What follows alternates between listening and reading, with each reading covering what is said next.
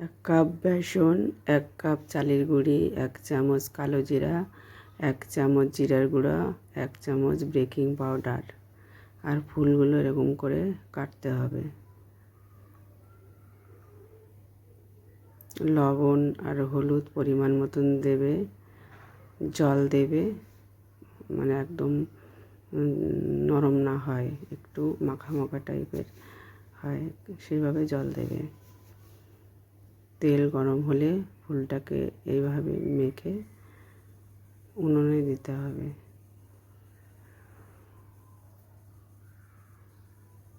এটাকে উল্টিয়ে দেবে, তারপরে হয়ে গেলে নামিয়ে দেবে।